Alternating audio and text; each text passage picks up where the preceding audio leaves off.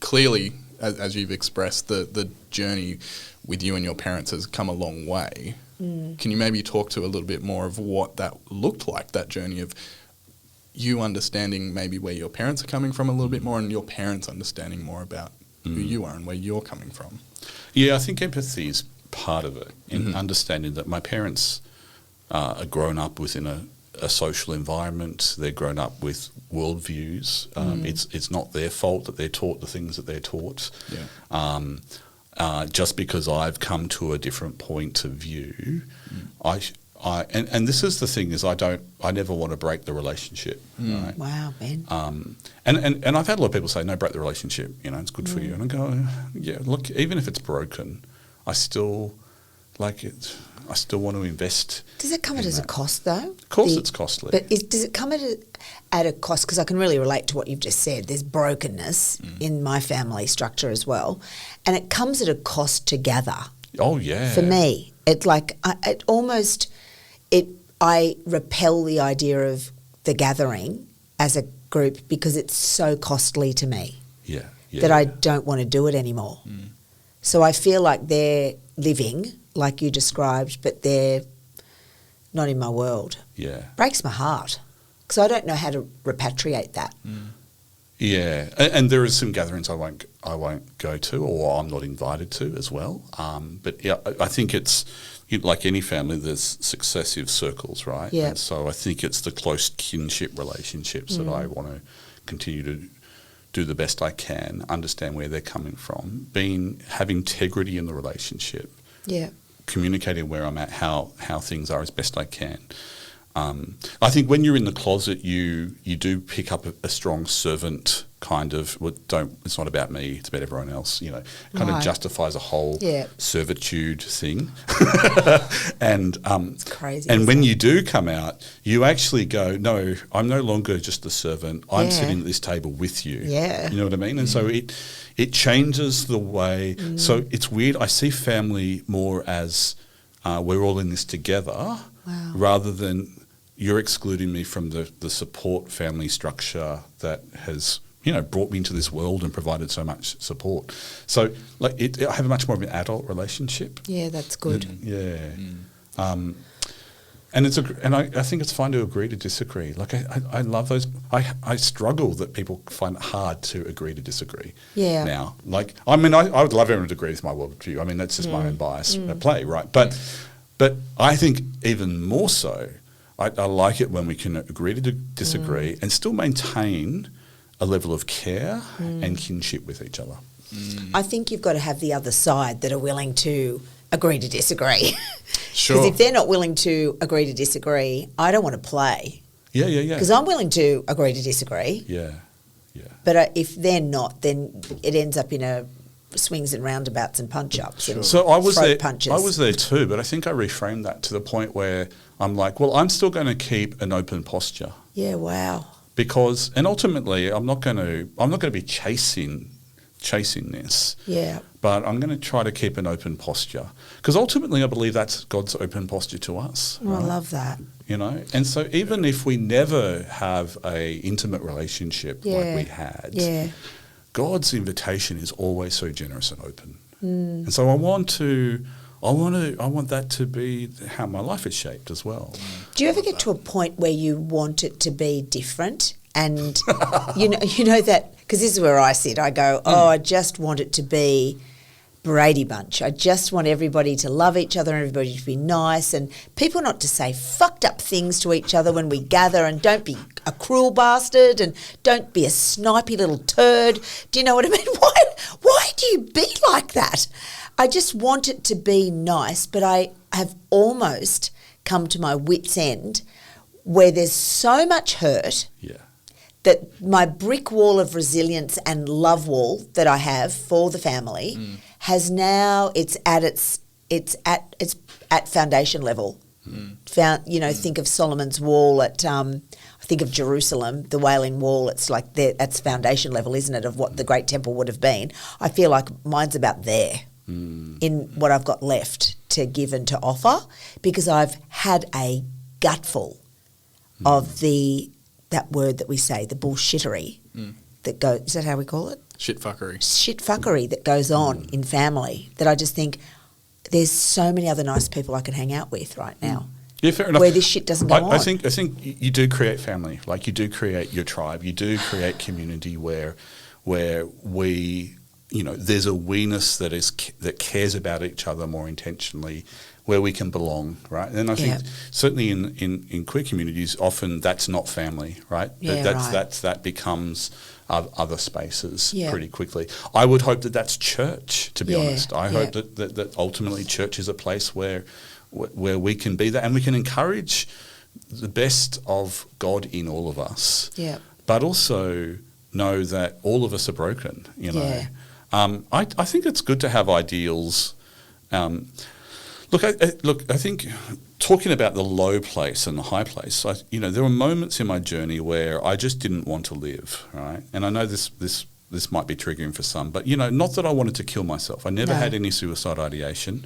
But I remember, if a car hit me and I died, I don't care. Yep. You know what I mean? I know that.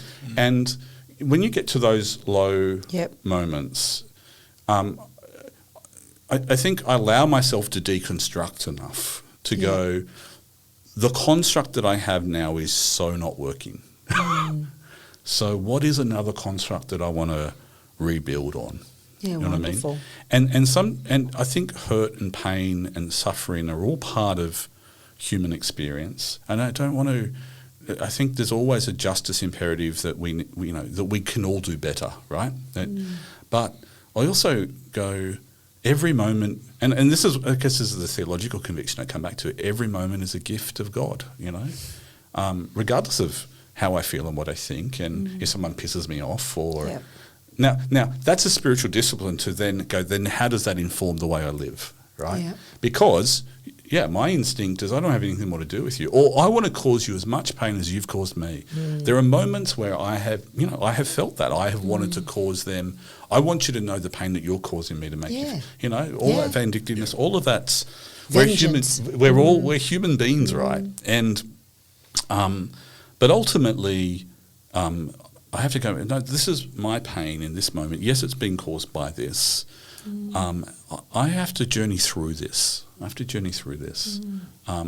Now, I don't necessarily have a very close, loving kumbaya relationship with my family. I do have a loving relationship with them at different levels, but it's certainly no Brady Bunch. Yeah. And there's also self-protection there. I will not go into certain places, but that's about me and my pain. And me not being prepared to go into that space at this point in time. And I think that's an important thing to negotiate, and I still have those moments with family. And I think that's a great image that you just gave us, Ben. I just sort of saw it. I saw great boundaries around your personhood and protections. Like God just gave me this beautiful picture, and I think I can learn from that personally right now, that's something I need to probably get better at, so that when those fiery darts come at me from the family members, because it always happens, then I can have the boundary in place where it doesn't penetrate my heart and soul and hurt me anymore. Because when you're feeling really resilient and really strong and powerful, you can combat that, and you can go in there and you can say nice things, and you can, forgive and leave, and you think, I'm never going back to that again. I'm not going to do that again. But still your heart gets wounded by these people that can still manage to say something cruel and hurtful to you. I think, but I think you described how you do it. Well, and also get witty. Yeah. I just get rude. Well, I know that takes you by surprise. It's you, really? It's so interesting in those moments where you go, oh, that's just absolutely shit. And then something just comes out of you that's so witty, so smart, undermines what's been said, and everyone laughs. Right. And you go, I want to get better at that. Right, I know. But when you leave the family shindig, do you get in the car with Scott and you go, oh, fuck, I don't want to do that again. That's 4 hours I'm never getting back in my life. Yeah. Do you have a moment like that? Yeah. Well, and my family's not necessarily they've come some way, but a safe place for Scott, right? Yes. We've come some way. Yeah. That's amazing. I'm younger than both of you, and I think for me, a recent lesson that I've been learning is that part of becoming an adult is, I'm trying to figure out the best way of wording this, I am now a lot more okay with not needing the explicit approval of my parents to say or do or think or feel things. Because when you're a child, you look for that approval. You do something like, I don't know, you slap your brother across the chops because he's annoying you. You look to your parents and go, oh, they didn't approve of that. Lesson learned, don't slap your brother. 100%. From a very young age. That's where you start to get, largely where you start to receive some of those... feedback loops. Yeah, exactly. You go, oh, metaphorically speaking, I won't stick my finger in the fire because it hurts, right? And then your parents teach you, don't touch the fire, it's hot. Right. But part of becoming an adult, in my experience, has been, okay, my parents disagree on this choice that I've made or this view that I hold. That's okay. Whereas when you're 10, when you're 12, when you're 15, when you're 18, when you're 20, all of a sudden I'm 25, I'm still sometimes feeling that, oh, is that okay? My parents don't agree. No, you're an adult. That is okay. And holding tension is actually really important. And you love your parents regardless. And your parents love you regardless. And that's okay. That's great. That's part of your God-given identity, is that you are different. Yeah. And it might be in drastic ways. It might be in really small ways. Yeah. It's usually a combination of all of them. And that's great. And that's fine. But learning for that not to sting as much. And inevitably it will sometimes. And I feel like I'm preaching to the choir here. No, I get it. I 100% get it. I think taking that further though, if we have that view, do we have that view of God? So in terms of coming out, there's your family, but then there's also God, the creator of all that was and is to be, the ultimate authority. How did that go, Ben? So there is this, am I going against God? Because everything in me is telling me from tradition and all of that, family, you're going against God, right? And so you're right. But I like what you said, Jonty, because I think we're called to also have an adult relationship with God. Wow.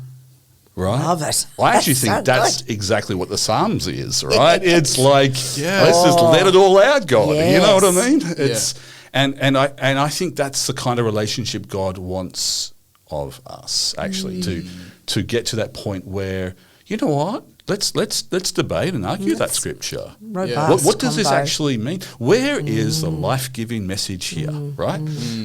So I agree that there's the adult child growing up piece, but there's also the me and the cosmic maker of all things, and Christ and the Spirit, and I'm invited to join in the conversation. Yeah. I love that. The word deconstruction came into my head, and I have Christian friends from different denominations who bristle and get really icky at that word. It's like, why would you even want to deconstruct? That's as if deconstructing and asking questions poses any threat to the creator of the universe. That's right. And I always think of the book of Job as this text that I constantly go back to and reread, and partially because 80% of that book is Job arguing with his friends about what's the deal. And then eventually he gets no answers, so he goes to God and says, God, what's up? What's the deal? And God doesn't disappear in a puff of smoke.